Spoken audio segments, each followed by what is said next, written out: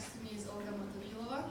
We are together leading the Entrepreneurs Chapter of the Alumni Organization of University of Zurich.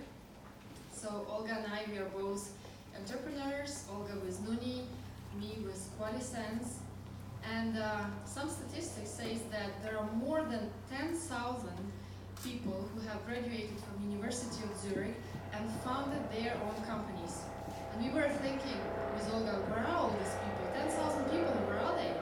So maybe they're all over the world, but we thought, why don't we now create a platform where we can meet and connect and exchange our experience, learn from each other, support each other. So like this, the Entrepreneurs Chapter of University of Zurich was born with Olga and me, and Yves Seganfredo co-founding it. Yves has passed his chair to me last year. And we are very, very happy to see you all on this event. We want to express our gratitude to Credit Suisse for sponsoring it. Thank you very much. And as well as to the Alumni Organization for continuous help and support. Thank you very much, Sandra and the team. There is a photographer taking pictures, so if someone doesn't want to be pictured, please let him know. Then I also would like to thank our entrepreneurs and professor of entrepreneurship, Ulrich Kaiser, for coming here to share their experience from zero to hero, where we can learn. So it's very, very valuable. Thank you for your time. And also I would like to introduce to you Thomas Gall for being the moderator. And here I would like to pass the floor. Olga, have I forgot anything? No. Okay, thank you. So thank you for taking over. Thank you very much, Olga. Good evening, everybody.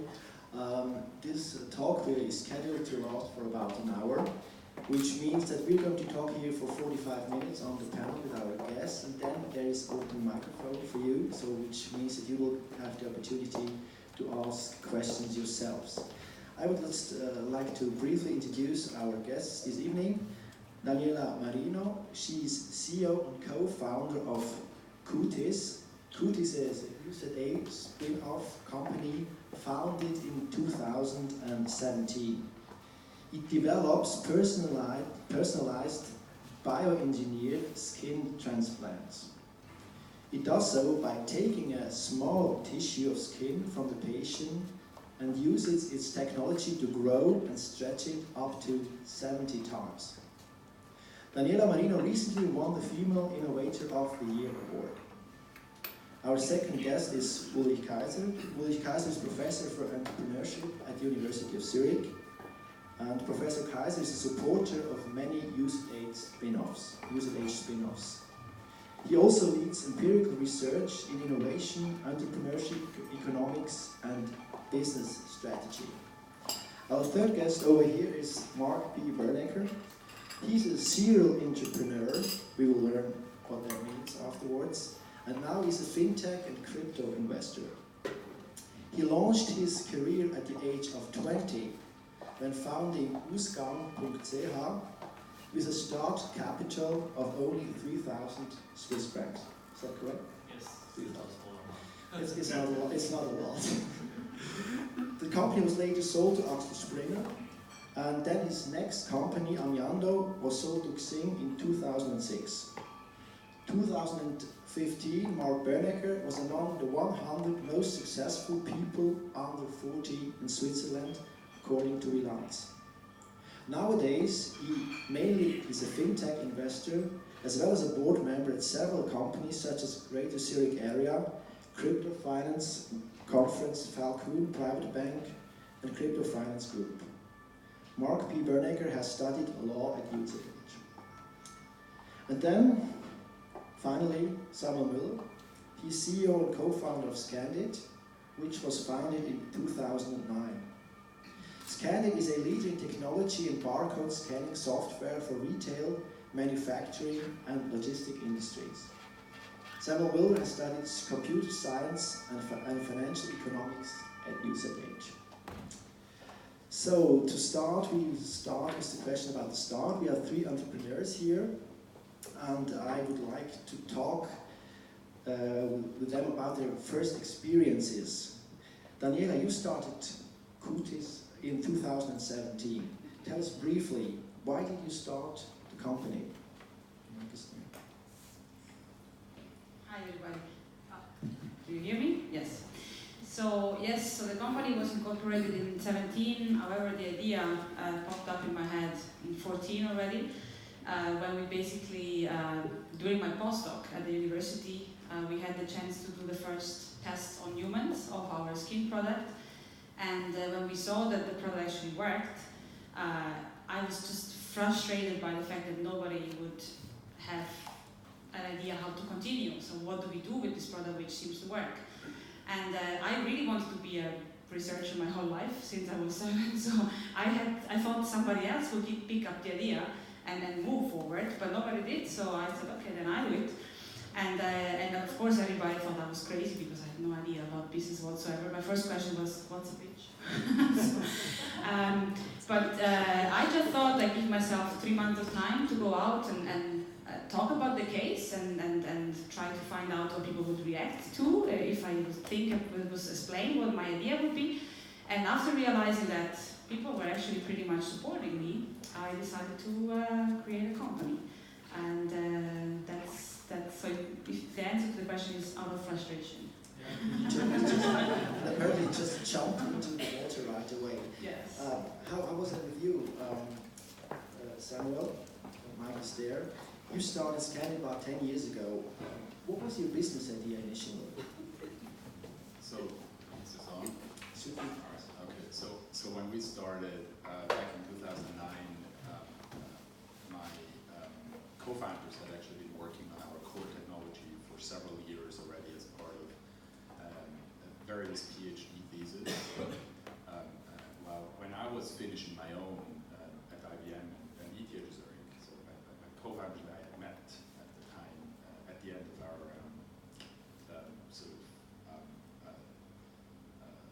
master's studies here at the University of Zurich. But when we kind of met, we had been working on this for sort of academic reasons for several years. And at that point, we realized sort of now we have to either go found the business or we'll let that opportunity pass. So that's kind of how we got going. So what did you have then initially? An idea for the technology that you would use, or what was it? Did you already have a product in mind? Yeah, it was a variety of things. At the time, we looked broadly into the field of ubiquitous computing and Internet of Things at the time when Internet of Things wasn't a sort of a buzzword yet, but really more of an academic discipline and area of study, where one of the fundamental ideas is how do you interact with the environment, how do you interact with everyday items. And one of the sort of themes at the time was to use RFID technology, so radio frequency technology, to sense the presence of something, which we realized will only work with sort of more expensive sort of items, but not for something like a yogurt or a pack of milk, right, in a store that's way too cheap. And so we looked around us and we found 2 things that were happening. One, we realized that pretty much every consumer product was barcoded, and on the other hand, we realized that a thing called the camera phone was emerging back in those days.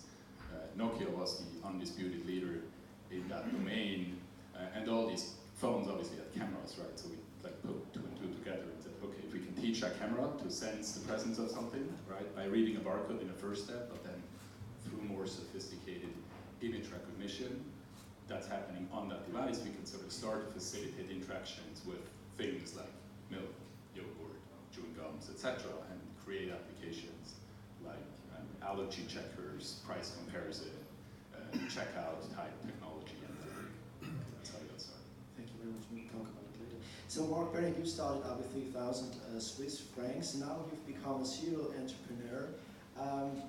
Why are you doing it again and again? Why did you start a business and then another business and now you're financing businesses? What's your motivation? Yeah, I would say ultimately it's passion. I mean, when we started 20 years ago, it was more honestly by luck. I mean, I had by coincidence a modem in my computer, and as you can imagine, back then the internet was not really that common, so I literally founded the company together with the only guy I knew who was also in the internet. So it was really without any further due diligence. And we went to college together already. He was my neighbor next to me, so we were close friends.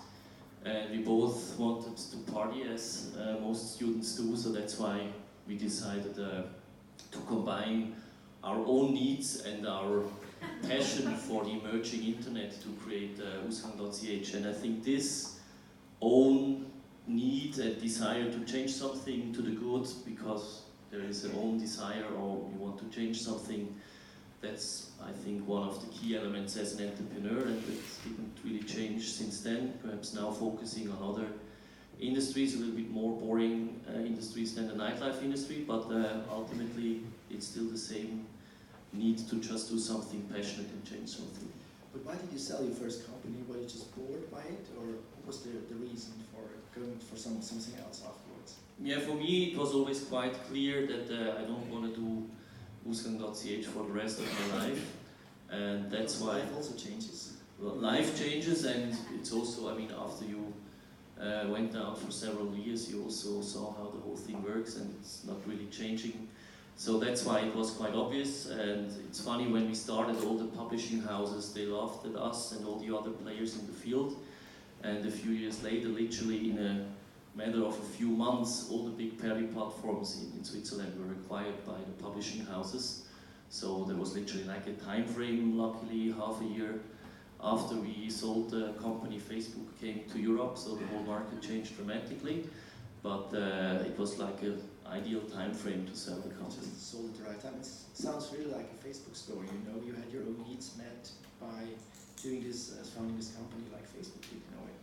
Just yeah, on I would say a smaller scale. all these party platforms were a little bit like the ancestors of Facebook. It was funny, when we started, nobody was really willing to share his real identity, so we had all these Fluffy Pony 12 and whatever kind of nicknames, and suddenly Facebook was literally the first platform where people were willing to share their real identity.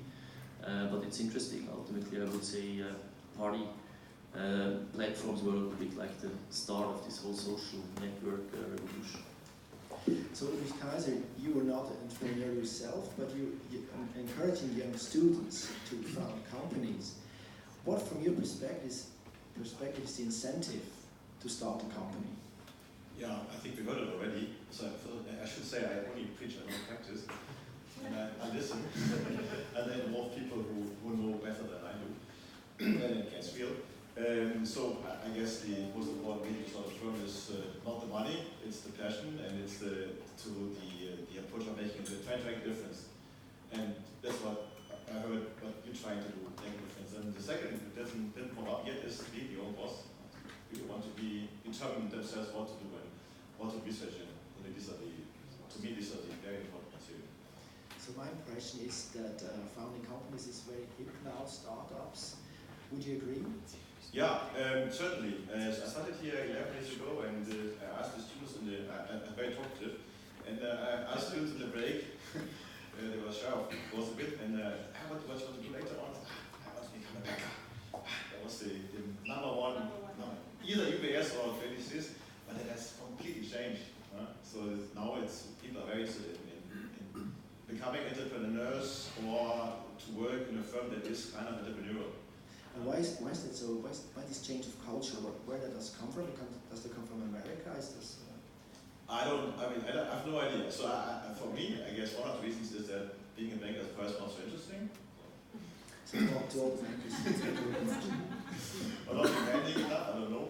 It's very, of course, but it's the work of money maybe is not so important anymore. So and that's very big interest in all these issues. And there's also, when I started 11 years ago, there was nothing, just my seminar, but now there's so much going on, and I guess it also triggers people to like, you have been hunting Swiss students for a long time to become PhD students. It's very difficult to get any, and I think it's also because it's not in the mindset. like the option of becoming entrepreneur is not in the mindset of entrepreneurs, but it's changing, of course. And the more examples you see, observe, like Marc and Daniela and somewhere, they get more attention in the media, and hence it's a circle that's accelerating now. And if you look at the environment in Zurich, is Zurich a good breeding ground for new companies? What would you say? On the one hand, yes. I'm an economist, right? On the one hand, yes, because it has good people. And this is also why I do this here. Do this not simply because of the legacy, it's because of the people from us, our students. And so you produce the good people, you know. Maybe not. I don't think there's much after management students, but after the advanced people. And secondly, it's a good environment, of course. It's a very good climate. It's a very efficient bureaucracy, but of course prices are high for everything. Life is expensive in Zurich, as you know. And I guess if you can all tell stories about how difficult it is to get office space, lab space for you. So that's yeah, it's good. But of course, there's room for improvement. So once you have decided to found a company, and the question is, what are actually the cornerstones for a successful startup? What would you say, Marc? Yeah, I mean, it's as I said, a little bit the same like doing a company myself or what I did in the beginning. I mean, I think you have to have a passionate team, ideally complementary team, so not just because they know each other, like in my case in the early days. They have to really see a need and a demand to change something. I think one of the issues nowadays is that you have a lot of more consulting kind of style approaches, so you just artificially create a business case for something which is perhaps not really relevant when it goes to the real market. So that's why I think it helps if the founders somehow have an own urgency and need to change something. And then, I mean, for me, looking back, I think timing is extremely essential. I mean, there are a lot of examples of very smart teams, passionate people. They did literally everything right, but they were mostly too early, because if you're too late, you can still... Sorry, I missed the name. What did you say? The timing. The timing, yeah, that's very correct. But the example you made. Most of the cases, I mean, they were too early, yeah. because if you're too late, you can at least do it better than the existing ones, right? And if you have more money and better people, you can push them off the market. Exactly, but I mean, that's one of the elements, I would say, which is always crucial, that you really have the right timing. Yeah. And is there also, in this timing, is there also an element of luck involved? Yeah. That it's just at the right time, the right idea, and the right place? Yeah, luck is always something. It's always when people ask what's the key element and you say luck, then it's a bad answer because it doesn't really help. But I think without luck, you won't succeed, and it goes to both sides, right? But you can, that's the good answer, or good part of it, you can definitely influence the luck. Okay, yeah. So Samuel, you're not a startup anymore in a way. You're 10 years in the making. What made you succeed if you look back? Great question. I think in our case, again, we've been doing this for a while. We went through several phases in our business. After we spun out of the ETH Zurich, in our case, we licensed the core IP and started to really sort of validate the market needs. We also realized that the technology wasn't quite where we thought it might be, even though we had been working on it for several years, and we realized all the things that had to be ironed out to actually get closer to our vision. So our first phase was really about sort of Get the technology right. Getting the technology right, like at least 2 years or so, was really going deep and validating it for specific customer needs, use cases, etc. So once we got there, it was about really starting to validate the market need and building that sort of customer, right? Sort of really understanding how can we serve a customer efficiently, getting a first sale done, a second, a third, a 10th, right? And once you get there, you start to understand how it works, what's repeatable about it, what you can optimize about it. So after that, so have a good product first, you would say. You had to have a good product for it. Yeah, I mean, in our case, we went into the market with an idea to kind of unseat an existing multi-billion-dollar industry. That's not apparent to everyone, but sort of for us to deliver on that promise, we had to get really good at what we're doing, right, on very resource-constrained devices. So that's why that part was important. But then at some point it flips. So you get to that point where suddenly it's about building a go-to-market machine, So you need marketing, you need salespeople? Well, it's marketing to generate demand in the first place, and the right type of demand that you want to generate. That sort of supports that repeatable sale, and then of course you have your sales organization that sort of absorbs what the marketing or partnership organization generates, and the sales team needs to obviously have a repeatable sales as well for it to be very scalable, and then at some point you acquire customers, you sort of have to support them throughout the life cycle, hopefully in a very low touch, repeatable manner as well. And sort of these are sort of these layers that we had to add to this sort of the onion, if you speak, over time through iteration and learning. So if you look back at the 10 years, would you have any advice for Daniela, who has just started? What should she look at? Well, I think one of my key learnings is like laser focus while experimenting. So you sort of you run these little experiments and you get really excited about all the things you might be doing 5-10 years from now, but in some sense it's completely irrelevant. So you find those little things that you really need to do to kind of make a step get a step closer to that vision.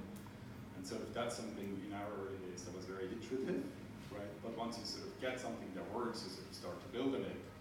That if you determine that the thing that does work, that you can sell, is sort of in a market or in a subsegment of the market that's highly attractive, large enough, repeatable, etc.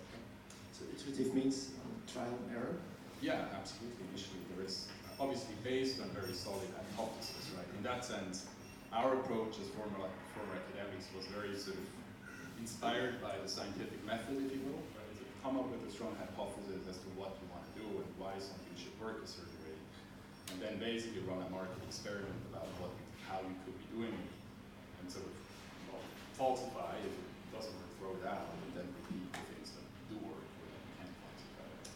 Are you working that way too, Daniela, right now? Also trial and error with your skin? Yes, I mean, of course, in our sector is a bit more difficult to change things and try, because every time you try something new, you have to test it on patients again, so it's a bit more complicated, but I agree with the fact that one needs to really have the big vision in front, but also go stepwise. So if you know what is the next milestone, try to reach that, and try to reach that, and try to reach that. I think the big vision in front is necessary. You need to know where you want to go, but you need to be realistic. You cannot do things the way that you picture them today to be 10 years, because nobody knows how the world will be in 10 years. So you rather go step by step, reach your goals, and focus. Still keep the innovative part open. So that's why we also have a chief innovation officer in the team. It was the first hire I did in my company, because we need to be able to catch opportunities. We cannot just be stuck on one line and not look around. That's very necessary. But of course,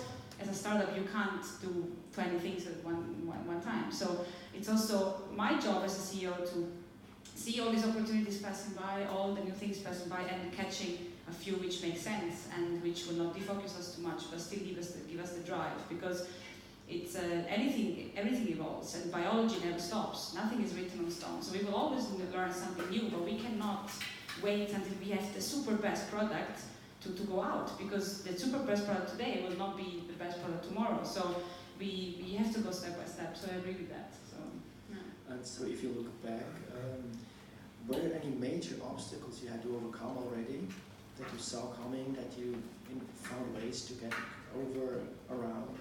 I mean, definitely for us, initially was the money, so we didn't have any money to start, and it is a very expensive project, so I cannot make it with 3,000. How much does it cost actually? How much did it cost so far? So far, 17 million from the incorporation, and before that, about 30 during the academic time. So it's a very expensive project, and we are not even the most expensive one. So whenever you talk about biotech or life science, numbers go ding, ding, ding, ding. Because we produce in Switzerland, which is, I think, the most expensive place where one could produce, and we want to do trials on patients. It has to be manufactured in a clean way. Everything is super regulated.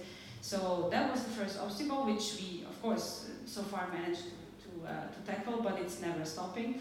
The second obstacle also is that our product is very special. So it's not a drug, and it's not a medical device.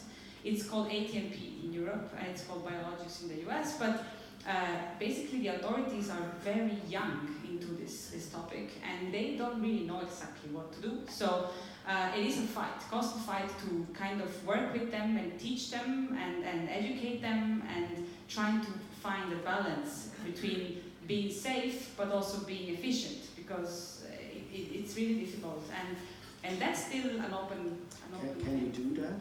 Can you teach those who are supposed to control you? Yeah, actually, we in our situation in Switzerland, Swissmedic is extremely supportive. So they really engaged since the very beginning, and we engaged with them. So it was a double way. With the EMA, it's also not too bad. I think they are pretty much supportive as well, and we have had many meetings with them already. Who's that, sorry? EMA is the European Medicinal Agency, so the European FDA, basically. But it's really a challenge, because you need to you don't have the path described as well as for the other products. So it's maybe there's an opportunity as well. If you can change things, maybe you can change them in your direction. So it's not that bad. But at least they're open, which is very interesting. Yeah, so far so good. So Ulrich, we have talked a little bit about reasons of success and also possible stumbling blocks for a new enterprise, a new venture. How do you see that from your perspective? What are actually reasons for success? What makes a young company successful? Yeah, if I knew I would be here. Yeah. So if I was an investor, I would always invest in Daniela or Samuel, because they have passion for the business, they're very talkative, they're networked, and that's, I guess, one of the key things. You invested in her company? I would invest if I had money. You would. But I don't have too many children. Being passionate is really important about the business. Yeah, it takes forever. So it takes forever. I mean, it takes even longer for medtech stuff. It also took you a lot of time. These are very different businesses, by the way, right? So this is medtech, very different approaches. This is a growing market, large competition, something really new, and fintech is many emerging firms, and you also have to be very pushy, get out on the market. So it's a very interesting mixture of industries. And still, what they have in common is that it's the people that really matter. The saying is that a good team can pull any idea, as bad as it may be, but a bad team can destroy anything. So that's teams. So this reason for success would be have a good team, have motivated people, and the reason for failure could be just have a bad team. Or bad luck. I mean, that's something. Because I only preach, I don't practice, and I observe many people who succeed and fail, and sometimes I think, how is it possible that they succeeded and the others failed? Because there's a good idea, good people, and it's really surprising. I couldn't tell if you asked me to learn. Why did they fail? I don't know. Bad luck, maybe bad business partners, investors. I don't know. That's a bit. Of course, the next step would be the investors that also have to match. And there are many reasons for failing, and avoiding this failures. This is the way to succeed. But it's very difficult to pin it down. There's no book that you can open and say, check it, and then you work. Doesn't work that way, but you, Marc, you have founded successful companies, several successful companies. Could you make any do's and don'ts for would-be entrepreneurs? Yeah, I would say in general it's extremely depending on your industry, and times change dramatically. We just had a chat before. I mean, 20 years ago you were a little bit like an alien when you want to do something on your own, and now it's like uncool not to have your own company. So times changed quite a lot. But I mean, in general, I think it helps that you really focus on what you're doing, because the no-sayers, they're always everywhere around you. So if I look back and I had just followed the recommendations of well-known and sometimes also very smart people, I think nobody of us would have become a successful entrepreneur. So sometimes it helps not that you neglect any kind-meant input, but I think you just should stick to your path and become resistant to all the objections why something fails and won't work. So believe in yourself. That's very important. That definitely helps. And I mean, again, I think timing-wise, if you're passionate enough, you can also wait longer than the business case of, I don't know, 6 months until you become break-even or something changes and your business is kicking off. If you just do it because of the money or because of a business case, I think you don't have the stamina to really go through these intense times. And in general, I think that's also a learning. Normally it takes longer, it's far more intense, it needs more money, more people, and mostly it comes out completely different. So that's also something expected, the unexpected, which is not a bad thing, I think. With you, Samuel, I wanted to talk about the importance of partners. Usually when companies are founded by several people, by a band of people, you have actually two co-founders, namely Christian Bergmeier and Christopher Brunner. Apparently you got together here at the University of Zurich. Tell us more about it. How did you find your partners? Yeah, so I met Christoph actually at the graduation ceremony, because both of us weren't here so often during the studies. So we weren't here so often during the studies. So we met at the graduation ceremony. For the first time. The last opportunity. Yes, but it was great. So it got us together. And then he went on to do a PhD at ETH and research, and I did the same, but doing it within sort of IBM research.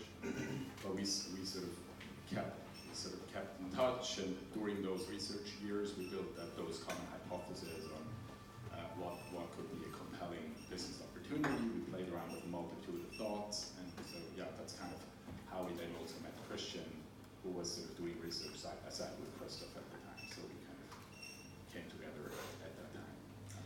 And what would you say, what did each of you bring to the table? Do you have like the same skills in your case? Apparently you all did computer sciences.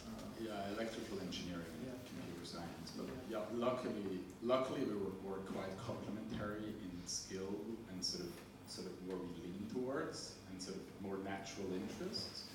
And I think that's super important. It has been very important for us. While of course there is areas of overlap, where especially in the initial days, you tend to sort of, like people tend to think, oh, maybe I know it better here and stuff. So I think that the less that happens, the better.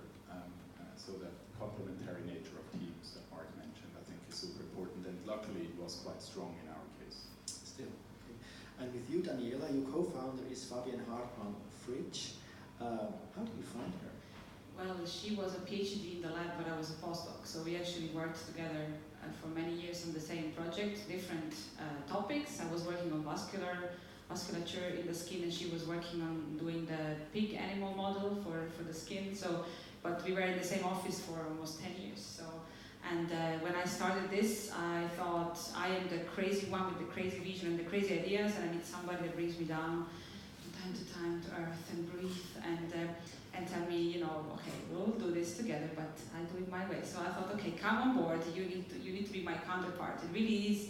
We are a great team because of that as well. Because she was a scientist too. She was on the project very well, so she knew everything, and she could handle all the manufacturing, all the regulatory, all the very, very precise things which I would not be able to handle. So I think it was, we are still friends. So it was a friendship thing.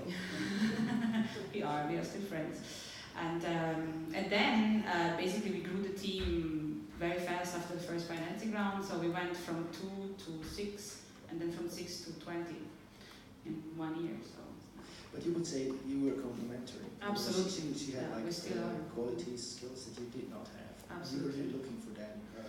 Yes, I mean, absolutely. I needed somebody that would bring something else to the table, otherwise it doesn't make a lot of sense. And after we actually fundraised, then we kept continuing doing that. So we hired the second person, the third person, the fourth person, and with the same topic, with the same idea that we need to fill up holes. We have a map full of holes and we need to fill them all, otherwise you go nowhere. Is that what you have to look for when you want to start a company, Ulrich? Complementary people with different skills? Yeah, formally they all have the same skills, right? They are biologists or informatics people, but mentally, I suppose you have been very, very different, right? There's evidence for either case, right? So Senziro is the startup that went big last year, and they're both from the same field.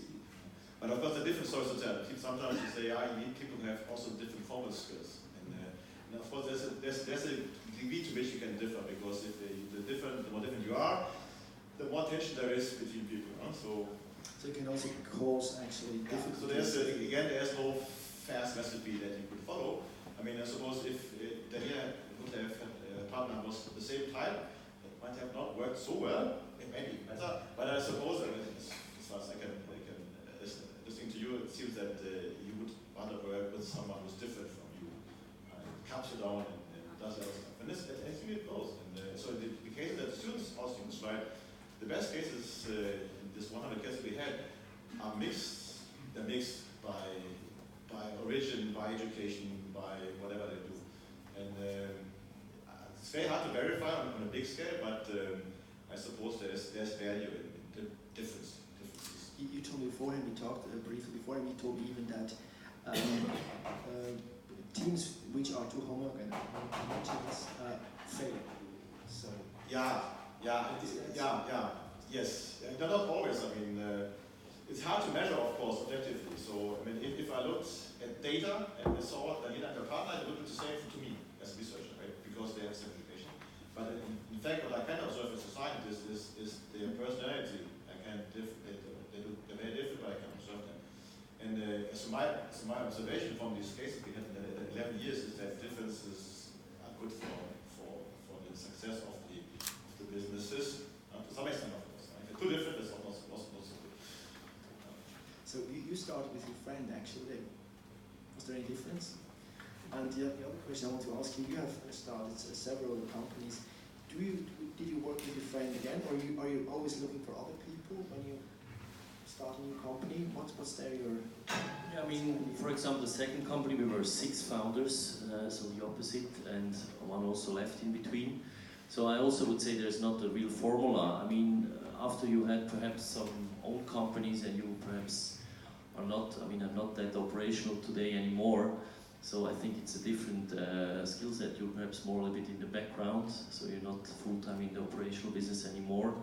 But then you look for people, complementary people who can run the business, and you perhaps more opening doors and give some advice.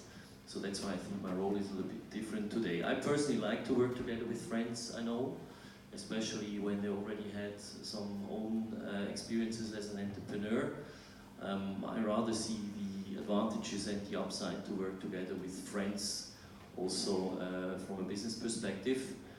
Because if something fails, that can always happen, and these stories that you split completely, I mean, that's happening too, but on the other side, working together with people you trust and you know how they behave and how they work and how they are as a private individual, I think is a big advantage. There's an upside to it, but it can also be the downside, of course, if you actually destroy your friendship. Yeah, that's right, but as an entrepreneur, normally you go always full risk, so I mean, if you just try to avoid any risk, I think you miss one of the big elements to become a successful entrepreneur. So now we have talked a little bit about that you need good partners, but good ideas, you need a lot of commitment, but you also need money to start with. Without no money, no startup, and there in comes the investor. You, Marc, started with 3,000 Swiss francs. Who was your first investor? Your mother, your father? It was our pocket money. I mean, I have to point out we both lived at home as students back then, so the running costs were a little bit less expensive than perhaps today when you have family and everything. On the other side, I think it was also a different time, right? We just took all our pocket money and started and realized that without the business case we became profitable from day one. And then we grew organically. I mean, that's something which might not be possible anymore today in this space. But I think sometimes, the meaning of money is also a little bit overestimated. I mean, that always sounds a bit silly if you're looking for money. But I would say, especially nowadays in Switzerland, in tech-savvy industries, there's a lot of money. So the question is always, what's the right money and the smart money for you? For example, with my second company, we took investors from day one. We decided to have one business angel for every big European market. So we had one from France, one from Spain, one from Germany, from the UK, to already have a support in all relevant markets in Europe. So we did it very strategically. And again, I think it's more about getting the right investors and the smart money on board than just chasing some money to start the business. To get the right investor. Daniela, with you need much more money. You've talked about 17 million francs already. Where does the money come from? So we are somehow a lucky company because we had the chance to win a couple of prizes to start, which gave me enough cash to reach the first milestones. So even if it was not that much cash, I still could do all the regulatory things that I needed to do to complete my regulatory package, for example, for the investors, to do the IP. So I could use the money in a very smart way. So it was prize money, yes. I think for me it was extremely important to do that. So the prize gave me the visibility, of course, but this small cash that came in was really vital to start. And with that money, I basically built the case for the WIS Zurich, which was just starting when I wanted to incorporate the company. So that was a huge help because you may know, it's an incubator here in Switzerland, which is supporting robotics companies, but also life science companies. So they basically bridged the time until we could then go out for investors, which was maybe 6-8 months, but that was also again vital because when we started was maybe too early. I was also not ready, for the message to the investors. And this time with the WIS was really, really important. So that helped a lot, of course. And then, again, a question of timing and luck, right? I needed the seed round, and the University of Zurich Life Science Fund was just born. And they wanted to do the first case investment, and I was the first case investment. So, and that was the seed round, and then, of course, things grew, and 4 months later, we started with the round A. And since then, basically, we never really stopped looking for money. So I'm now starting to look again, seriously. But it's an adventure. It's a very, very interesting social exercise to look for money. I mean, we don't have VCs on board. We only have private individuals and family offices.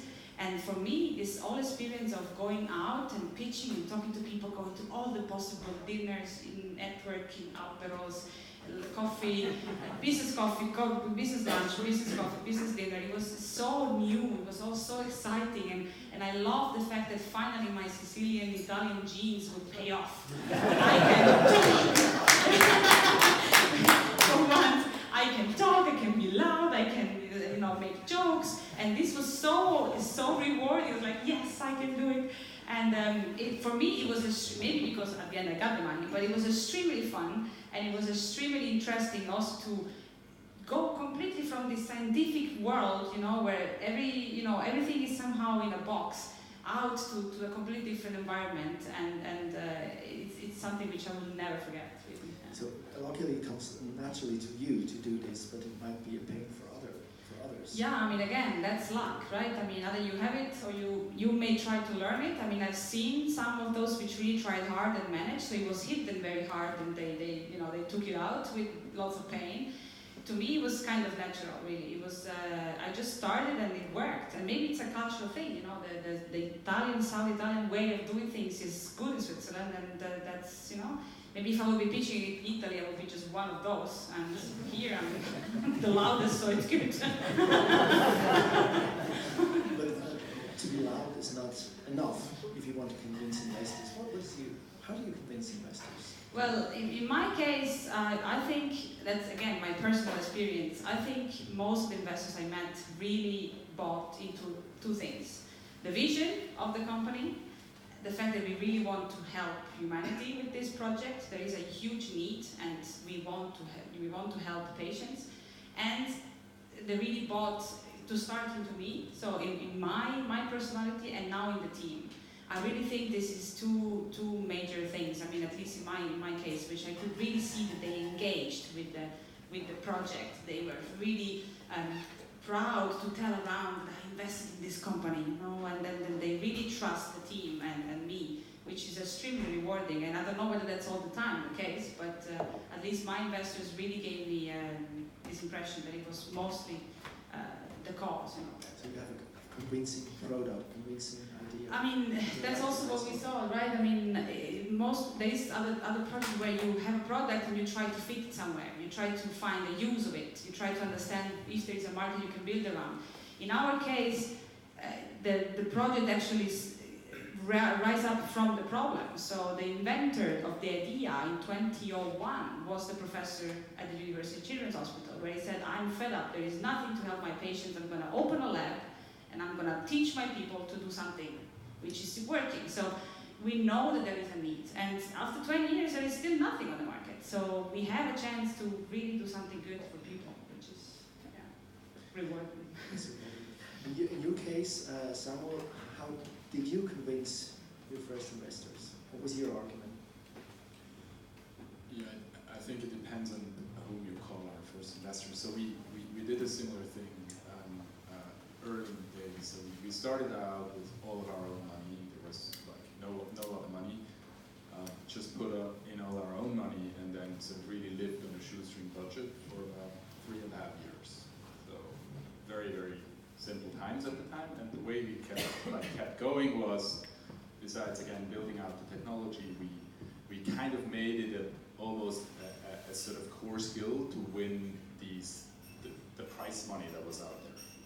So there at the time, Switzerland had a good ecosystem already with like venture kick and different types of prizes, and so we sort of accumulated almost $500,000 in prize money during these days, which for what we were doing was sort of, and again, in combination with sort of like being very modest and starting to then after 2 years or so starting to build real revenues, was enough to sort of keep us going. And so only after about 3.5 to 4 years, we raised the first proper equity seed round, which at the time then was very significant, from a group of angel investors who had sort of sold a similar company, an enterprise software company, very successfully to SAP, one of the biggest European sort of software exit of recent decades, and sort of we not only then brought great good money on board, but very smart money in the sense that they could help guide us during these scale-up phase that came after. So you already knew how to do it, basically. Yeah, I think that the convincing part on that sort of seed round that we did a bit later was really built on the back of, at the time, sort of rapidly growing business sort of from an overall market momentum perspective. So we had a lot of inbound offers during these days, and so it was kind of, we weren't so actively looking for money at the time, but we almost kind of got pushed into it, and sort of kind of came to stronger realization that it's now really, after sort of all these years of bootstrapping, it's kind of time to open the floodgates and really grow much more rapidly and much more aggressively. If you change perspective, Ulrich, what are investors looking for in a startup company? They're looking for good people and a good idea, an opportunity to look for. That's the issue. And one thing that was also worth mentioning is that the investors, the good investors, like Marc, I guess, is a good investor for fintech startups because he knows the business, that they understand the business. And I mean, anecdotal evidence tells me that if you get the wrong investor, then you also die, right? Because they don't understand, they don't have the endurance to go through all these different phases of investment. So that's So you need a smart investor. Are you a smart investor, Marc? Yeah, honestly, I wouldn't really call me as an investor. I mean, I'm still an entrepreneur, just supporting other ones, sometimes also with money. But I think that's why the smart element. Ideally, you have not a McKinsey guy who was crunching numbers before and calls himself a VC, but an entrepreneur who did it himself already and now has his own money or money from other investors to allocate into other startups. So I think that's why it's again the smart money element. I mean, you have a very prominent example if you have successful entrepreneurs as backers for your company already perhaps in the same industry. I think that's far more relevant than have a famous top-tier VC. There are also smart people and general partners in VCs, but I think it's really more about the entrepreneurial mindset. If it's going to a later stage, private equity, then you can have the number crunchers because they don't, you don't need the additional support anymore. But in the early phase, I think you should have entrepreneur minds in the shareholder base. This is what basically happened to you, Samuel. You had really people who understood your business and what you were doing in the first place. Yeah, that's right. I mean, in fact, in our case, so the way we the way I got to know our investor was because I was quite actively and strategically looking to partner with that business at the time, a company called Hybris, and then got sold. At some point, these negotiations started to stall, and sort of I then later realized why, because that company was getting acquired. So in the first place, I was like, damn it, right?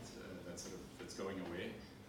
But then it was actually really, really positive because that group of people became sort of these original backers and sort of became a very compelling option to some of the other options we had on the table at the time. So where are you now? Samuel, what would you say with your company? And what will be your next steps? Where do you want to go? Sure. So at this point, we've built a pretty global business, about 200 people globally, 80 growing rapidly here in Zurich. We've just entered the Latin American market earlier this year with the sort of first small team on the ground. We're now looking to expand into Asia Pacific later.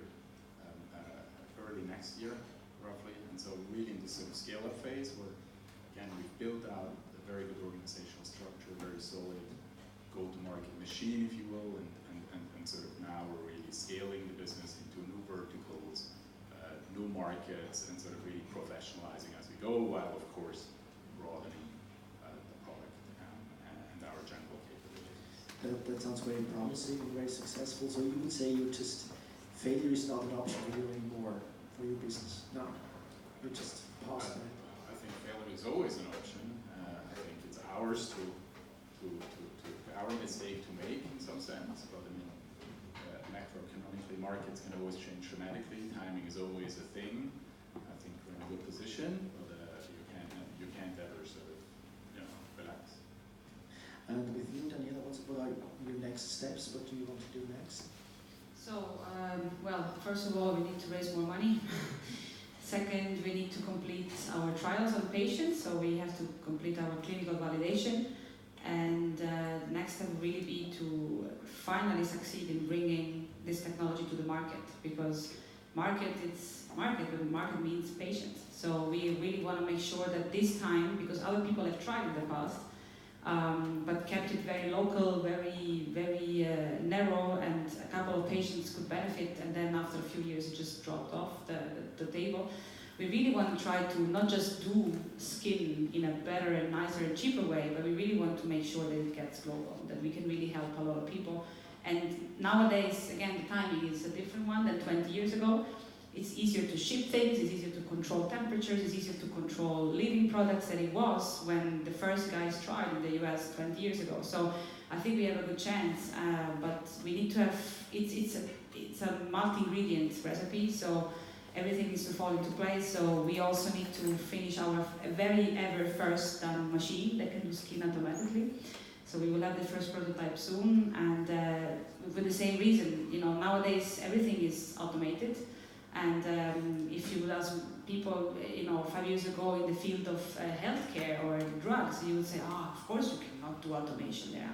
And nowadays, everybody that I know working on living therapies is switching to automation. So it is a matter of time for us. We want to be the first. What is the time frame? When are you going to have a marketable product? 3 years max.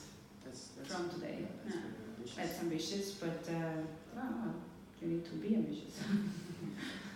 Marc, you have obviously a lot going on right now. You do different things as an investor, but where is your heart as an investor? What is your favorite project? I would say that I have one favorite project. I have 2 little kids. I would call them the most important and most intense projects I have at the moment. But besides that, I think that's a good thing in my position at the moment. I literally wake up and know that I have every day different projects in different roles at different stages in different industries, and every project has its challenges and its people around, and that's why I don't get bored at the moment. So quite a few interesting things in parallel. I think after you have some own experiences, it's becoming more relevant to really get and create an impact. So as I mentioned in the beginning, Scandit was my own need, and it was for fun, and as a side effect it became a successful business. But I think now at this stage it's also far more about creating long-term impact, perhaps doing more than just something for fun and for the money, and I think that's also perhaps one of the outcomes and perhaps the missions you should have as an entrepreneur, that you try to make more than just something for the money. Ulrich, briefly, as we look at careers of entrepreneurs, what Marc does, I mean, this kind of serial entrepreneurship, is that something very common, or is it once in a lifetime you become an entrepreneur, you find one company and then that was it? What do you say? That differs again a lot across different countries. I mean, Marc is successful, has had success, so he's investing and raising, nurturing more companies. If you fail, I mean, fail in the sense of getting bankrupt, there's not much you can do. You cannot possibly found a firm again in Switzerland, it's not, that's a reasonable scale. So it differs a lot. And so if you fail, you're done. It depends a bit on how you where the money came from. If you have a bank loan, that's difficult. Yeah. If it's equity, it's possibly also difficult because you won't raise any more equity in the future. So that's it's a bit difficult. So the answer is there are a few and they're very successful, but they're not very many. At least not Switzerland, but there was, I mean, in Britain and in the States, they're relatively more scaled by the number of entrepreneurs. So more serial entrepreneurs. Yeah, relative to most parts of it. But maybe that will happen in Switzerland too in the future. Yeah, of course. I mean, leading by example. If you observe people like Marc and others who are serial entrepreneurs and they have success, that gives transparency and visibility, and that people could pick it up and follow the lead of these people. Of course, yes. But also the environment changed a lot in Switzerland. It's more, the attitude is more favorable to entrepreneurs and startups. So my last question here on the panel is, the motto of the evening is from zero to hero. Daniela, do you sometimes feel like a herring? Every morning. Absolutely. It's a very challenging thing, but it's so rewarding and fun. And I feel like every day I do something special. It's very nice. So being a hero means, you know you're doing something good for yourself and for the others, and you have no regrets. So that's what I told you before. I mean, right now I just feel like a hero. I have to now be the flying one. I mean, I don't just want to be the hero that has a superpower. I have to be the one that can fly. So it's still a long way to go, but when you fly, it's flying hero. how does it look? What do you mean? Like Color? like Superman? Like Superwoman. There was a Superwoman once. Of Huh? course, Superman. Yeah. So that one, yeah, kind of. Yes, Marc. Did you have glimpses of grandeur during your career as an entrepreneur? Did you also feel like a hero sometimes? I mean, I'm personally... I mean, at 20, founding a company at 20 must have felt pretty good then. Yeah, there were nice side effects, right? But as I said, I was not really driven by it. It was not really about doing something because you want to become rich or famous or whatever. That's perhaps a side effect if you want it, and if not, I mean, I know a few of the most successful entrepreneurs, and they would be never here. I think for me it's also about evangelizing the path of becoming an entrepreneur. That's why I think everybody here can be a little hero to just endorse this path. And I think you should also talk about failure, because I hope, and you're right, at the moment, at least in Switzerland, it's quite difficult if you already failed to do it again. So I think we should also look on the zeros, because they can become heroes hopefully again. So that's why I think every time you endorse this whole path, I think that's good for the whole ecosystem and also important for Switzerland in general, I would say. Okay, thank you very much. You, Samuel, I also want to know from you whether you feel like a hero sometimes when you get up in the morning, a heroic day ahead. Yeah, well, I think what's maybe not so obvious to people who haven't been doing this for a while or at all is that this is a journey, right? This is a very long path, and in many cases it's very intense. And so those things where people, whatever, sort of talk about it or sort of maybe there is news about it, it's just small points along the way. And in between, a lot of shit happens all the time, right? And so, especially as a founder, as a clothing business that does go through these phases, there is so much stuff that just hits you every time and every day, right? And you're sort of, because you're dealing with all these different topics, right? Whether it's a product stuff or maybe a release goes out that completely crashes and all your most important customers and they come yelling at you, or because sort of your most important person just decides to quit, right? Walks out of the door and you're like, damn it, what am I going to do now? So there's just everything that you can probably think of will in some form or not will happen somehow. And I think that's, to me, that's more of probably the analogy. It's kind of this, just dealing with all that stuff like in a bad movie sometimes. It just keeps happening and sort of, obviously, yeah, you just have to deal with it and sort of get up and keep going, right? And maybe in that sense, and otherwise I think, yeah, kind of sort of maybe giving people a realistic sense of sort of like, again, especially now, maybe that it feels like, oh yeah, doing something by yourself is cool, but also giving, like helping people understand sort of, maybe it's not going to be a piece of cake, but it's super rewarding to kind of build something from scratch and sort of like go through these phases. I would say that's a great element of sort of being an entrepreneur. So which means that from 0 to here is possible, but it's hard work and it's hard work on a daily basis. Thank you very much. So now we have an open mic. We have about 15 minutes for you to ask questions. I will hand it around. Yes, who wants to ask the first question? I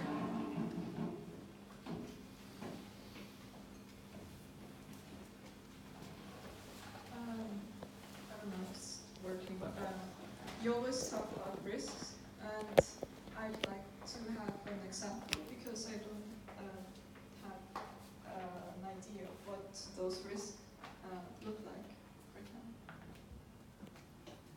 It's for me or Well, anyone who can answer. The risks. What are the risks? I mean, when you know, I mean, in my case at least, there's a long list of risks. I mean, you start something which may work or may not work. You try to convince a lot of people to give their own money to promote the thing, and it may fail. You hire a lot of people. You may need to fire them if the money is running out. You may decide on a regulatory path which will be obsolete in a couple of years, and you may need to start from scratch. You may have slow recruitment. There is no burns. Nobody gets burned, so you cannot finish your trials. Your surgeon decides to go on a sabbatical for a year, and you have to find another site. And there's so many, as you said, I mean, it's every day it's bombing of possible things, and you somehow need to, you know, manage the risk. So you need to anticipate the risk, the famous risk assessment, the risk management tools. You need to kind of predict what could be the major risk and try to find tools to prevent or to anticipate actions. But at the end of the day, you cannot predict everything. So you need to also build on the you know, on the risks, and build, you need to live with that. There is no other way. If you are not prone to cope with risks, that's not your job. You cannot do it. You need to live with risks every day. And every risk is also a chance, right?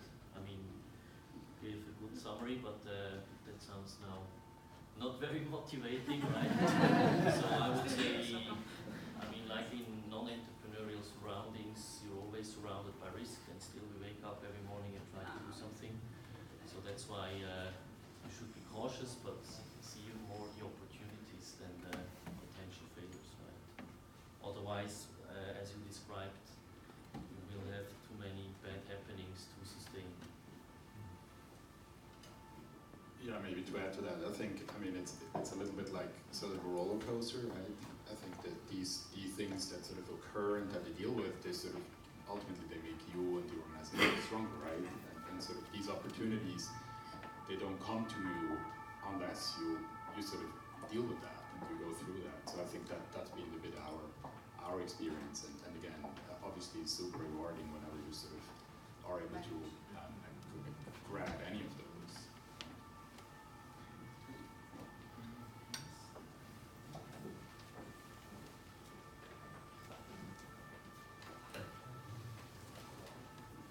Thank you. First, congratulations, very interesting and inspiring conversation today. Thanks a lot. And question to you, Daniela. I'm very intrigued by your idea of having a chief innovation officer. Is that because you want to pivot the technology, or that's because you're trying to actually disrupt yourself? Yeah, I mean, maybe not disrupt myself, but disrupt the way people look at this field. You know, it has been looked at in the same way for the last 20 years. And nobody had the courage to do something different. Nobody had the courage to do something a bit over the line. Because everybody said, no, it will not work, surgeons will not change their mind, you know, it's not going to happen.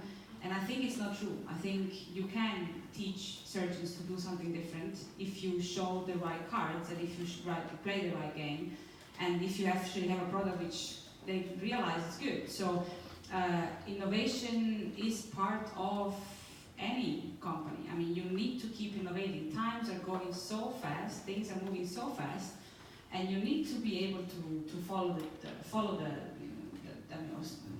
surf the wave. I mean, you have to. And of course, again, it's a balance between the focusing and the innovation, but without innovation, what do we do? I mean, it takes 15 years to go from the first idea to the market. In 15 years, so many things can change, and you need to be able to show that you are up to speed, and it's a lot of work to do that. It's a lot of work. But it's also very fascinating to see how many new technologies are popping up, and to understand what connection we could have, what collaboration we could do, what new products we could buy. One of the major problems in the field of burns was the fact that people thought burns are a very small market. Nobody cares, because burns it's not that often. They can die, and who cares? They will survive.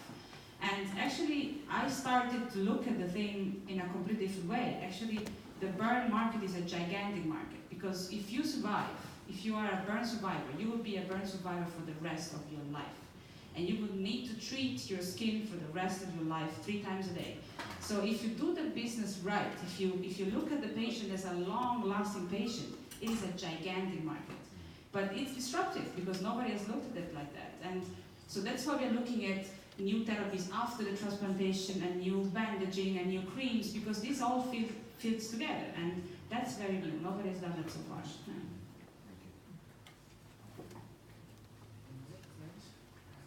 Maybe just to add something to the previous question, if I may. I think one thing that I think it's important to stress from my perspective is that I actually think there isn't so much risk to sort of funding a business here, right? Especially here. So it's such an incredible high standard of living. So the biggest risk, I think, in many cases, is really opportunity cost, right? But so I think most people that sort of have the benefit of graduating from a school like the University of Zurich, there is so many opportunities that you can find even if something fails, right? And I think if that is something that holds you back or so, I think it's really something to reflect on, right? I mean, like, okay, go out, try something, might cost 2 years of your life if it fails, and sort of the opportunity connected with it is so much bigger. And I think maybe talking about some of those sort of like more funny episodes sometimes takes away from that fact. So I think in entrepreneurial cycle, people maybe tend to make fun of this a little more. That okay, all these crazy things might happen, but I think it's so important that this is kind of at an incredibly high level, right? And I don't know, there is so little that can go wrong in my view, besides opportunity cost. So I think it's important to stress that, because really I think that should be a big encouragement for people to try things and just innovate. Yeah, and speaking about risk or failure, so if you fail, you've learned a lot, right? You've learned how not to deal with brands, with burns. And this is society pays for. I mean, this is all based. Society people pay for your research and your fundamentals, and that way you're paying back society for your expenditures that you've incurred for your best research. So it's not a failure to my mind.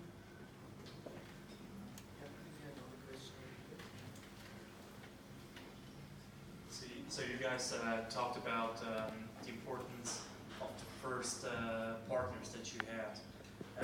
Now, I think let's go one step further. So when you started growing, how did you kind of recruit the people that will be key to your business? Then, I mean, just putting an ad on Job Scout, I don't think that will really draw the best ones out there. And at some point, the pool of friends that are really talented is also limited. So how did you? You never know. How did you do that? I think in general, it depends on your business, but I would say, at least in my experience, it's at least until a certain stage, it's really a founder thing, right? So you activate your existing network, and I mean, it sounds also very simple, but A teams hire A teams, and B teams hire C teams. So I think the first employees after the founders are extremely important. We always gave them quite generous shares. So you have also the entrepreneurial mindset, even perhaps they were not the founders of the company, they are completely aligned. And I have to say some of the best employees I ever had were the most critical customers. So I remember one of our first employees at Scandit was always a guy, literally every day he had ideas what we should improve, and if there was a typo, he sent an email and said, hey, there's a typo on the side. So the guy was really annoying, but on the other side, he also seemed to be very committed and really interested in what we're doing. And he became one of our first employees. So sometimes also it's not as fact-driven as you might think, right? Because in the beginning you need, again, passionate people who somehow share your vision, and perhaps they're completely out of the regular job description criteria, but they're just the right ones after the founders to build a successful company.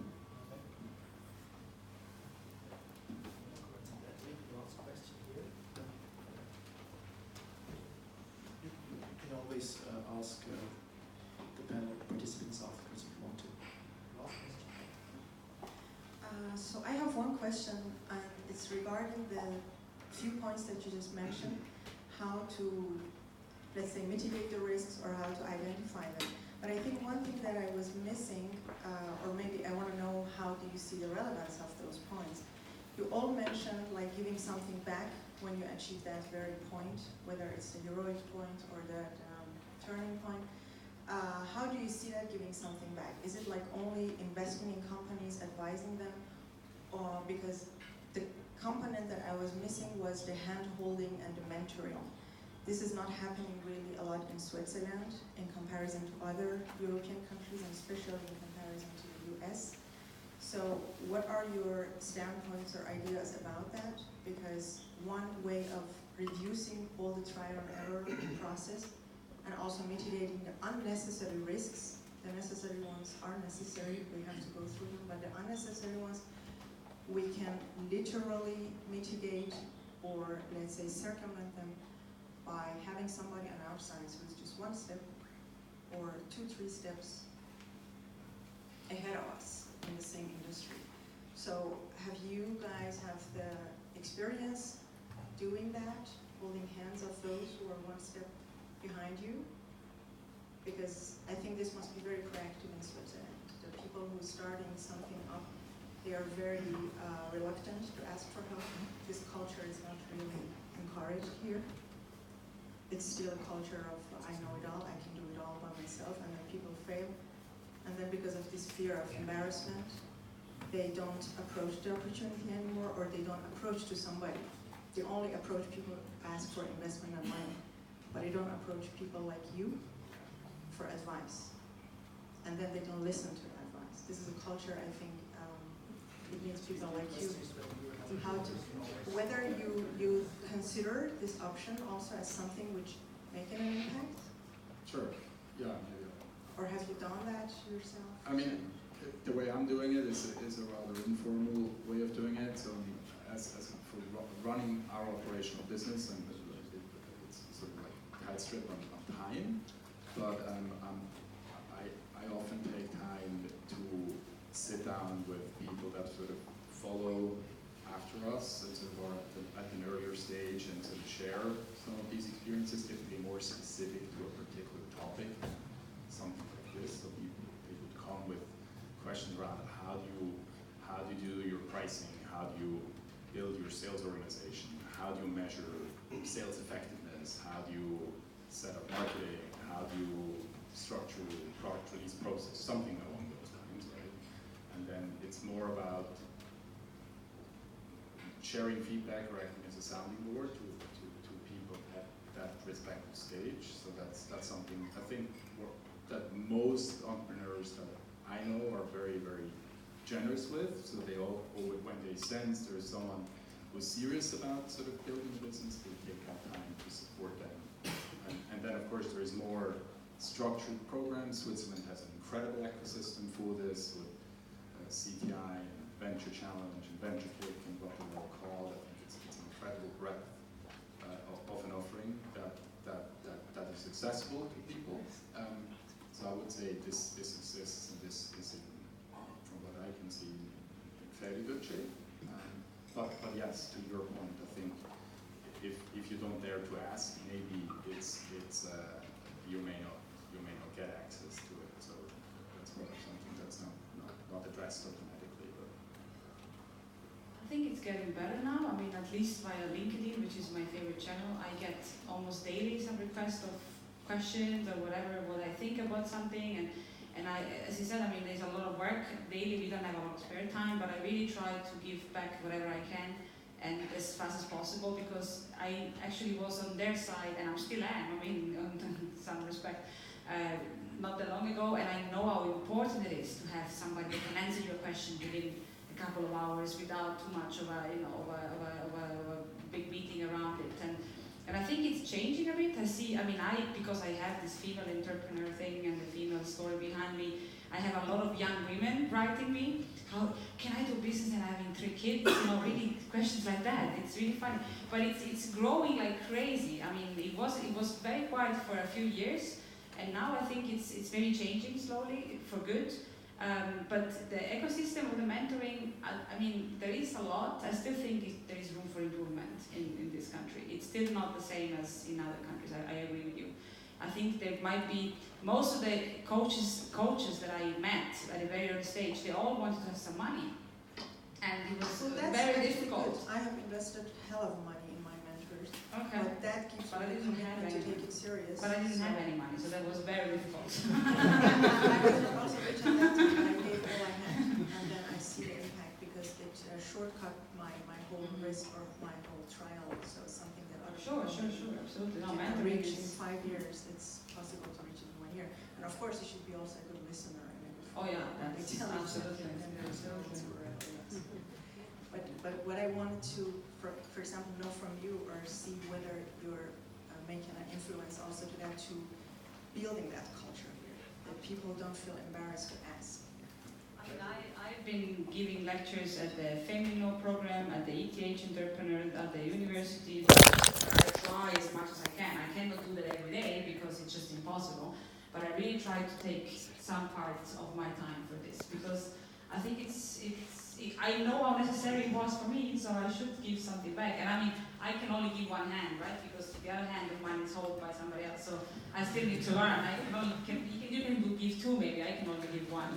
But one is better than 0, so Yeah, I would also share your point of view. I mean, if you don't ask, I think you can't force people to go out. I mean, then you're not a good entrepreneur, right? So, I mean, I get also inquiries several a week. I do a few pro bono things to foster entrepreneurship. But if you're an entrepreneur and you're not willing to ask people to support you, I mean, then perhaps you should go back to your corporate job, right? I mean, you can't force people to do what it takes to become a successful entrepreneur, and that's perhaps a Swiss thing. That's something I would say is right. But if you're really passionate and want to change something, I think you will also find the right way to approach the relevant people. Okay, good. Thank you very much. This is the end of our talk. Thank you very much, Samuel. Thank you very much, Marc, Daniela, and Ulrich, for this interesting discussion, engaging discussion. It's not the end of the evening. I would like to present to you Antonio Gatti. He is head of wealth planning for business, and he will just talk to you briefly. Antonio, please. Thank you very much. Thank you, Marc. Thank you for allowing me to say a few words in the name of Credit Suisse. Really, we are very happy to be here. I think we had a fantastic, impressive roundtable. Your debate was very lively, very vibrant. And I think all of us, we really have to thank you for your insights in your fantastic, interesting, and inspiring business. Thank you very much.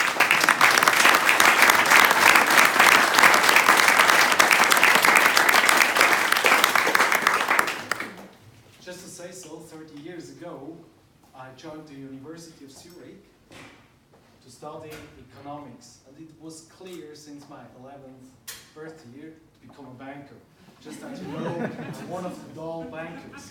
And I'm still proud about it, and I'm still proud of the University of Zurich, because everything I have learned here, I use, and I still draw from this kind of experience. So if you're still part of the university, you'll do something very excellent, really. Entrepreneurship, as we have experienced it now with you, is a very important value for Credit Suisse. The roots go back even to the founder of Mr. Alfred Escher, who built the first transition over the Alps, the Gotthard, as you might know.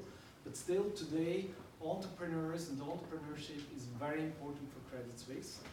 It's one of our third most strategic pillar, and we invest vast energies and resources into this segment to advise entrepreneurs on the private and on the business side. It's really part of our DNA, and listening to you made to all my colleagues here very clear that this is exactly the right event we want to support and to nurture. You are entrepreneurs. Thank you very much.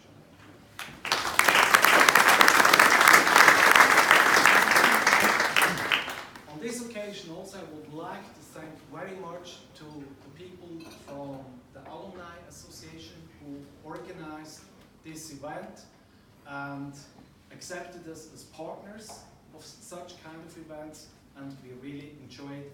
Thank you very much to you, Olga and all the others who helped to structure this event. I'm not alone here. We have some people here, and they can treat mostly every field of private banking. So during the apero, if you have a question you always wanted to ask a banker, even if you want to annoy him, please feel free to challenge my colleagues. There are just two people I would like to mention personally, because they fought. They invested their time, and they had the idea that we now have a relationship, partnership with the Alumni Association of the University of Zurich. The first one is Sophie Shabani. Maybe you will rise. She is the market head of our affiliate Trigiplatz, just 2 tramway stations uphill from here. And the second one, I know him for 30 years. And for me, he's still a national celebrity. It's Sepp Zellweger. Please rise as well. He was the leading... Oh, I'm sorry. Help me, Sepp, help me. He was the leading artistic gymnast in the 1980s in the Swiss team. And now he is part of our entrepreneurial and executive desk. The Roman saying is tempus fugit. That means I assume that you burn to go to the opera. I won't hold you off of that any longer. Just let me say one thing. A very warm welcome from our side, and thank you to every one of you. Thank you.